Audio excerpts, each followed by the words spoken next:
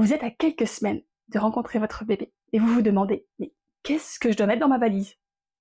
Pas de panique, je suis là pour vous aider à préparer un sac complet, rassurant et pratique pour ce grand jour.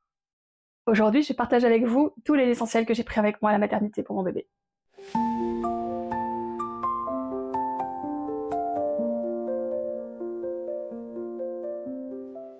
Bonjour et bienvenue sur ma chaîne. Je suis Sabine, maman d'un petit garçon de bientôt 3 ans et accompagnatrice périnatale passionnée. Sur cette chaîne, je partage des conseils, des astuces et des moments de vie pour vous accompagner et vous aider à vivre une maternité plus sereine, plus confiante et à votre image. Dans cette vidéo, je vais vous présenter tout ce que j'ai mis dans mon sac de maternité.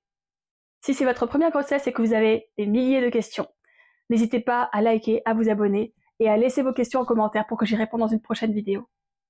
N'oubliez pas que vous pouvez aussi télécharger gratuitement mon guide que j'ai conçu après avoir consulté plusieurs dizaines de mamans sur des groupes de futures mamans et qui récapitule les 7 vérités que toutes les futures mamans doivent connaître. Dans cet e-book, vous apprendrez ce à quoi vous devrez vous attendre après l'accouchement de bébé et surtout comment y faire face pour pouvoir profiter au maximum de votre nouvelle petite famille. C'est parti! Première astuce, faites une liste. Alors ça paraît simple comme ça, mais faire une liste en amont, ça permet de vraiment s'organiser et de s'assurer de ne rien oublier. C'est simple, c'est rapide, c'est rassurant, ça évite d'oublier des choses et ça évite aussi de trop se surcharger. Perso, j'utilise 2 sacs distincts, une valise à roulettes pour moi et un sac spécifique pour bébé. Cela permet que tout soit bien organisé et de ne pas chercher un peu partout lorsqu'on doit trouver quelque chose en urgence. Pour le sac de bébé, il y a 2 grandes catégories, les vêtements et les soins. Pour les vêtements de bébé, que ce soit été comme hiver, vous devez prendre plusieurs couches pour que bébé soit bien couvert.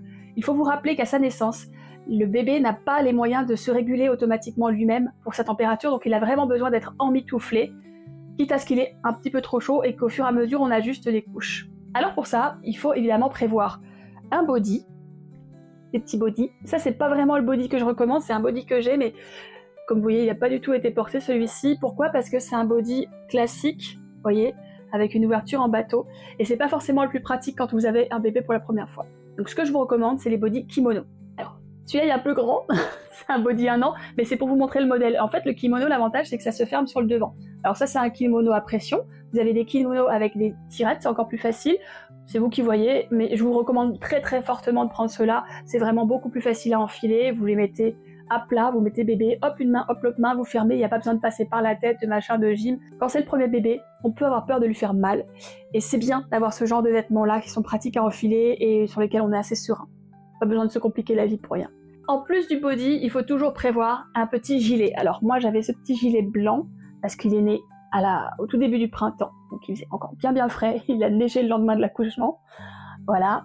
Après vous avez des modèles plus légers, comme celui-ci, voilà, en petit coton, qui va pour les saisons plus chaudes, été, printemps, c'est parfait.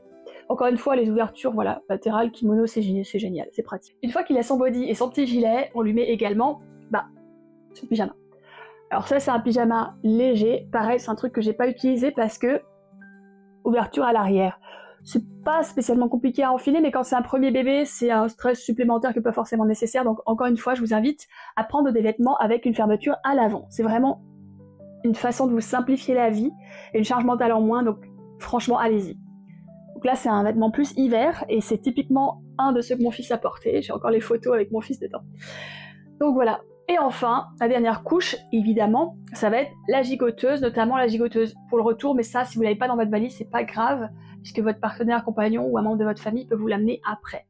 N'oubliez pas quand vous êtes à la maternité, vous n'êtes pas sur une île déserte, donc vos proches peuvent faire des allers-retours, peuvent faire des achats complémentaires, vous n'êtes pas toute seule. Donc ne vous affolez pas, prenez vraiment le nécessaire pour vous et pour votre bébé. Et voici donc une gigoteuse de naissance. Alors celle-ci est extrêmement pratique parce qu'elle a, comme vous le voyez, une capuche pour protéger la tête de bébé, c'est extrêmement important, mais également des trous pour les sangles du siège bébé dans la voiture.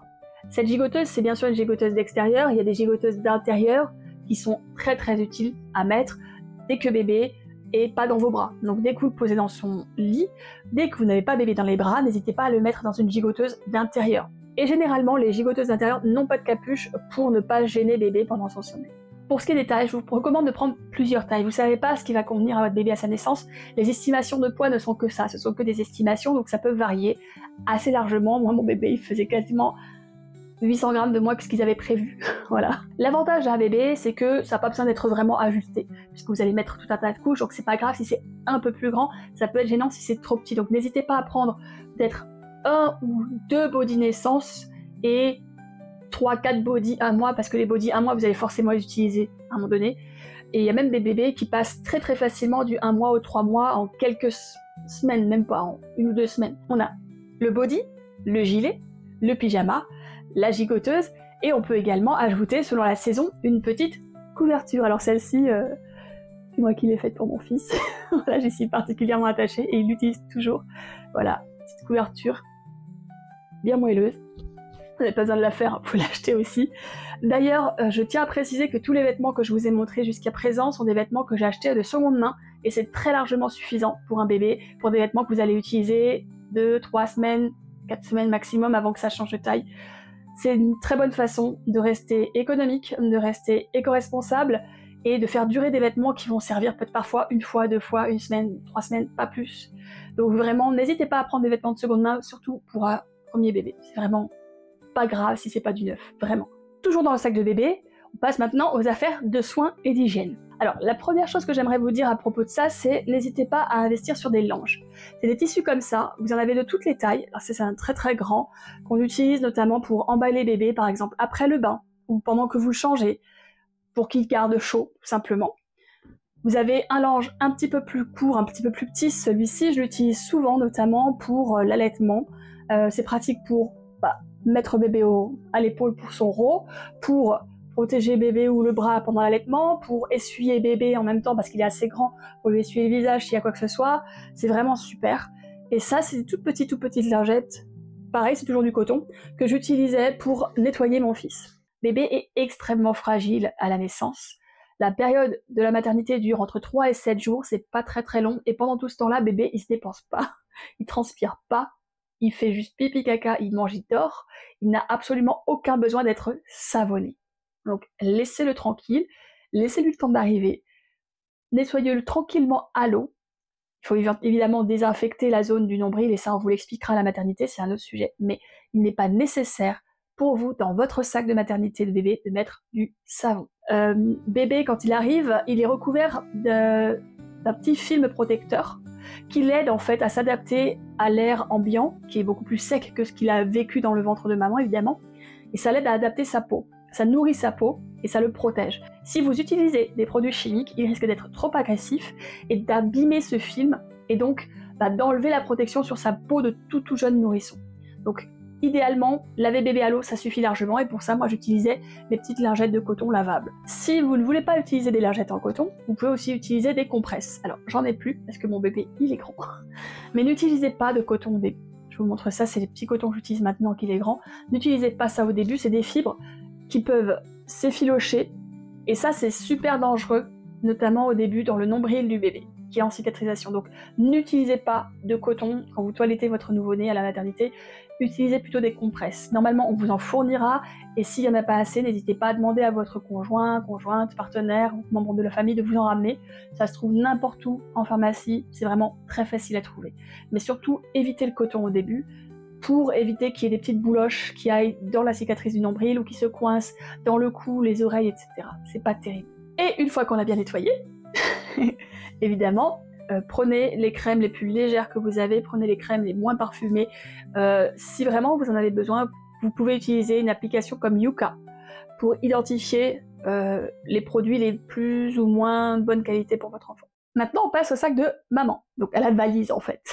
Pour la valise de maman, c'est pareil, il y a 4 thèmes principaux, on va dire. Il y a les vêtements, l'hygiène, tout ce qui est pratique et bien-être, et tout ce qui va être administratif. On va commencer par l'administratif, comme ça ce sera fait. N'oubliez pas de prendre donc vos cartes d'identité, vos documents médicaux, s'il y en a, votre projet de naissance, si vous en avez fait un, votre carte vitale et votre livret de famille. Tout ça, ça va vous être utile pour toutes les démarches administratives dans la maternité, notamment la déclaration de bébé, etc. Enfin bref, c'est un sujet dont on pourra traiter dans une autre vidéo si vous le souhaitez.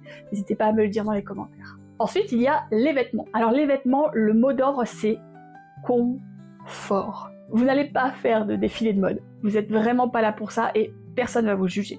Vous serez entre mamans si c'est une chambre partagée, vous serez seul dans votre chambre si c'est une chambre simple, si c'est une chambre individuelle. Donc ne vous prenez pas la tête. L'important, c'est du confort. Donc je vous invite à prendre des vêtements très larges. Si vous le souhaitez, à ne pas porter de soutien-gorge, ou si vous portez des soutiens-gorge, par pitié, pas d'armature, vous n'avez vraiment pas besoin de cette pression supplémentaire. Vraiment, mettez-vous à l'aise. Pour le bas, moi j'avais un espèce de legging flottant, parce qu'il faisait froid, c'était l'hiver, mais s'il fait un peu chaud, n'hésitez pas à prendre des bas de pyjama en soie ou en coton assez larges, là dans lesquels vous baignez, ou le vieux short de monsieur, enfin vraiment, mettez-vous à l'aise, c'est vraiment important. Pour ma part, j'avais investi dans des vêtements d'allaitement, et encore une fois, je vous invite très très fortement à prendre des vêtements de seconde main, c'est ce que j'ai fait pour la plupart de mes vêtements, sauf pour quelques-uns qui sont mes chouchous, notamment, voilà, un petit pyjama d'allaitement que j'ai utilisé très longtemps.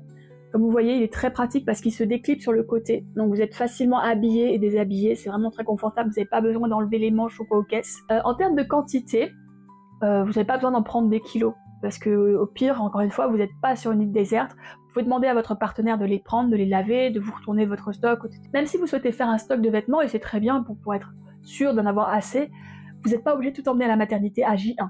Donc n'hésitez pas à en prendre 2 ou 3 hauts, 2 pantalons max, et après le reste, vous ferez une rotation, vous en ferez laver, vous demanderez durable à vos partenaires ou membres de votre famille qui vous aident. Éventuellement, pratique, j'y avais pas pensé et j'ai regretté, une robe de chambre. C'est toujours très très pratique pour circuler, pour aller aux toilettes, pour aller à la douche, enfin vraiment c'est très très cool. Et puis une paire de petits chaussons. C'est toujours agréable de ne pas avoir enfilé des chaussures, prenez la paire de chaussons. Ensuite pour les soins, il va y avoir différents accessoires utiles pour les soins. On va parler d'abord uniquement de ce qui concerne directement le post-accouchement, le postpartum. En tout premier, on a cet accessoire qui est pas très sexy mais qui est extrêmement pratique, c'est un spray de lavage périnéal. Alors ça, vous le remplissez d'eau, voilà, le truc en général les coulisses, voilà, vous pouvez monter, le fermer, ça s'achète très facilement n'importe où sur internet ou en pharmacie, vraiment, c'est pas un gros budget, et ça c'est vraiment génial pour pouvoir rincer votre zone périnéale après l'accouchement sans douleur. Si vous avez un accouchement par voie basse, c'était pas mon cas, et ça aurait pu, c'est pour ça que je l'avais dans mon sac, vous pouvez avoir des douleurs au niveau du vagin, de la zone périnéale, peut-être un déchirement, peut-être une épisiotomie, peut-être rien du tout, mais juste ça fait mal parce que y a un bébé qui est passé quand même. Et dans les premières heures et premiers jours, ça peut faire un peu mal, et ça peut faire un peu peur d'aller aux toilettes. Pour vous aider, n'hésitez pas à vous asperger avec ça, pour rincer au lieu d'essuyer. Ensuite, ce qui peut être très utile, c'est ça. Alors ça, qu'est-ce que c'est? C'est encore emballé. C'est un coussinet d'allaitement. Voilà, alors, ça fonctionne comme ceci. Donc ce coussinet, voilà, vous allez l'appliquer sur le sein, et ça c'est des petits scotch si vous voulez l'accrocher à votre soutien-gorge, tout simplement. Ce coussinet c'est vraiment super pour retenir les petites gouttes de lait, pour éviter les fuites et les taches sur les vêtements. Alors personnellement, j'ai pas kiffé ça, j'ai pas aimé parce que ça collait. Ça collait parce que je mettais de la lanoline, c'est-à-dire une crème qui permet d'hydrater le mamelon et que je vous recommande à 3000%. Je vous mettrai une petite image ici. Donc la lanoline, c'est extrêmement important pour hydrater le mamelon, surtout si vous débutez l'allaitement, vraiment, vraiment, vraiment très important, sauf que ça colle. Donc ça, c'est vraiment, j'ai pas kiffé. Mais si c'est bon pour vous, n'hésitez pas, il y en a des jours et des nuits, comme les serviettes hygiéniques. Voilà, et prenez un petit stock avec vous. Personnellement, comme j'ai pas aimé ça, je me suis tournée vers des coquillages d'allaitement. J'ai encore le petit sachet. Alors, les coquillages d'allaitement, ça a plein d'avantages. Le premier, c'est que c'est un achat unique et après, vous les gardez puisque c'est une paire que vous lavez et que vous réutilisez à l'infini. Deuxième avantage, c'est écologique et donc économique aussi puisque comme je vous dis, vous ne jetez pas. Et le troisième avantage, c'est que ça aide énormément à l'allaitement. Pourquoi? Parce que quand vous allez garder le sein dans un environnement humide protégé par le coquillage d'allaitement, ça va accélérer la cicatrisation et faciliter aussi l'hydratation du mamelon. Donc c'est vraiment un outil qui est un bonus, qui est un vrai plus pour vous aider à lancer l'allaitement ou à apaiser les éventuelles irritations sur le sein. Vraiment c'est magique, moi j'ai fait que ça pendant toute ma durée d'allaitement. Alors maintenant c'est fini, j'allaite toujours mon fils mais j'en ai plus besoin, mais ça m'a bien servi pendant je dirais un an et demi pour justement aider à calmer éventuellement les petites douleurs quand j'en avais besoin. Je le portais pendant 1 heure ou 2, ça me permettait d'avoir un environnement humide avec du lait et c'était parfait. Pareil, si vous souhaitez que je vous parle de l'allaitement ou des bienfaits du lait, notamment pour la cicatrisation, n'hésitez pas à me le dire en commentaire et on en parlera dans une autre vidéo. Et enfin, pour la trousse de toilette, restez simple et efficace. Votre brosse à cheveux, éventuellement un chouchou, si vous voulez vous sentir bien et refermer les cheveux. Ça marche pas chez moi, mais prenez ce que vous voulez. Un gel douche, et faites attention à ce qu'il soit compatible avec un bébé, qu'il n'y ait pas trop de produits, qu'il n'y ait pas trop de parfum, parce que ce que vous mettez sur vous, ce sera sur votre enfant. Donc faites très attention à ça, et c'est pour ça que moi je vous recommande très vivement de prendre des savons sans parfum, des savons très très simples. Moi j'avais des savons durs, comme celui-ci, alors ça c'est le shampoing, mais j'avais aussi le savon de corps, comme celui-ci, tout simplement. Pourquoi? Parce que c'est simple, ça prend pas de place, c'est pratique, c'est pas très parfumé, c'est écologique, c'est bio, tout ce que vous voulez, et au moins j'étais sûre qu'il n'y avait pas de trucs chimiques qui allaient être transmis à mon enfant. En parlant de parfum, évitez absolument de prendre un parfum, vous n'en avez pas besoin, et c'est très très mauvais pour bébé, tant pour sa peau, s'il entre en contact avec votre parfum, avec votre peau, mais aussi pour son odorat. Évidemment, prenez votre brosse à dents et votre nécessaire habituel, je ne vous fais pas l'affront de vous parler de tout ça, mais pensez aussi, et c'est très important, aux culottes absorbantes. Je vous conseille, pour des questions de praticité, de prendre les culottes absorbantes pour adultes jetables. Elles sont pratiques, elles sont confortables, elles sont pas trop chères. Et vraiment, vous n'avez pas à vous prendre la tête avec une éventuelle lessive, des odeurs, les pads de l'hôpital qui sont tout sauf ergonomiques. Ils absorbent, hein, mais aller marcher avec ça entre les jambes, bonjour. Donc vraiment, je vous les conseille. Il y a des personnes qui vont vous conseiller de prendre des culottes absorbantes en coton, des culottes de règles. Non, ça ne suffit pas. Les culottes de règles ne suffisent pas pour absorber les lochis, donc pour absorber les pertes de sang que vous allez avoir après l'accouchement. C'est normal, vous allez avoir des pertes abondantes pendant 1 à 2 semaines, c'est normal. Mais les couches de règles ne suffisent pas. Donc allez-y, prenez les couches absorbantes pour adultes, vous la mettez, hop, elle est pleine, vous la changez, vous en mettez une autre, vous jetez, salut. En termes d'hygiène, en termes de charge mentale, c'est le pied. Je ne saurais vous recommander assez de prendre ça. J'aimerais aussi vous parler de petits accessoires, plus pour le bien-être de la maman et pour la praticité du séjour en chambre. Alors, personnellement, j'ai acheté 2 accessoires que je vous recommande très très vivement. Le premier, c'est la veilleuse. Alors, avec une petite télécommande, c'était pratique pour pouvoir l'allumer et l'éteindre sans avoir à me pencher, à me déplacer. Ça, c'est magique. Et les petites couleurs, voilà, pour pas me péter les yeux en pleine nuit avec une couleur blanche. C'est vraiment très bien, vraiment très très bien. Donc ça, c'est chouette. Parce que pour pouvoir allumer la lumière en pleine nuit sans bouger de mon lit, pouvoir allaiter au calme sans m'exploser les yeux ou sans réveiller tout le monde dans la chambre, vraiment c'est le top. Vraiment, c'est vraiment un truc que je vous recommande 1000 fois. Il marche encore. Ce truc est génial. Il marche encore très bien. La commande est pratique et je l'adore. Et ça coûte rien. Encore une fois, c'est vraiment un truc indispensable si vous faites un petit séjour en maternité et que vous voulez être peinard. Deuxième accessoire bien-être, et celui-là il est un peu moins indispensable, en vrai je l'ai quasi pas utilisé mais je trouve ça chouette, surtout si vous êtes dans une chambre individuelle, c'est voilà, la petite enceinte Bluetooth pour vous mettre de la musique, pour écouter un audiobook, pour ce que vous voulez. Voilà, je trouve ça vraiment cool d'avoir un petit peu de son avec soi. Alors je l'ai presque pas utilisé après l'accouchement, parce que j'étais en chambre partagée, mais je l'ai beaucoup utilisé pendant le travail. Il faut savoir que la musique contribue activement à créer un environnement de calme, d'apaisement qui facilite le travail. Donc n'hésitez pas à vous emmener une playlist qui vous fait plaisir. Moi j'avais même mis des musiques dansantes qui m'avaient aidé à descendre le bébé aussi en bougeant un petit peu après. J'avais la péri évidemment. Donc n'hésitez pas, si ça peut vous faire du bien. Dans le côté pratique, n'oubliez pas non plus votre chargeur de téléphone, c'est bête, mais ça sert.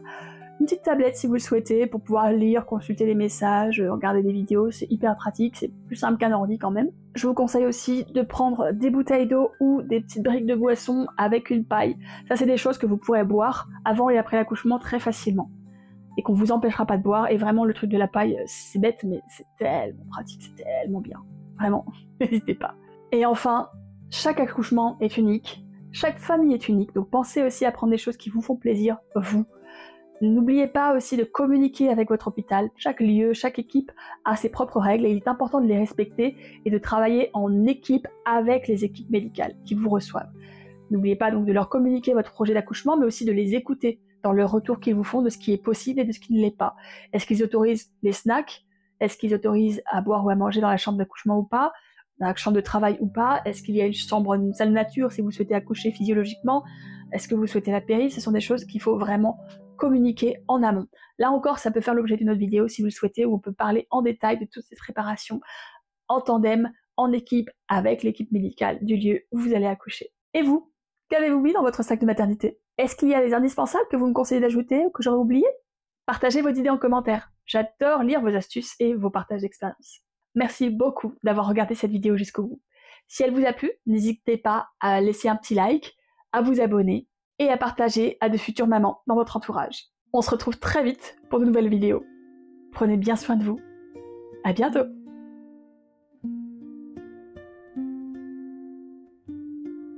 C'est vraiment une vidéo émouvante pour moi parce que j'ai fouillé dans les placards pour trouver toutes les affaires de mon fils et c'est hyper émouvant de retrouver ces vieux vêtements-là.